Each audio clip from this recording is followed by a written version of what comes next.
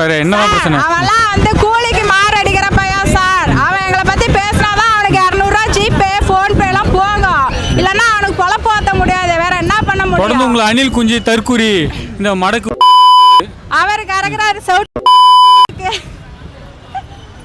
Sir. அவெல்லாம் ஆளும் மயிரே இல்லை சார். அவனை நேரில் வந்து பேச சொல்லுங்க. சீமானாவது ஓமானாவது அவர் பழைய சாமான் சார். இவங்க கொள்கை என்னன்னு சொல்லுங்க. இதுக்கப்புறம் நான் விஜய் பத்தி பேச மாட்டேன்னு சாட்டை பேசுறாரு.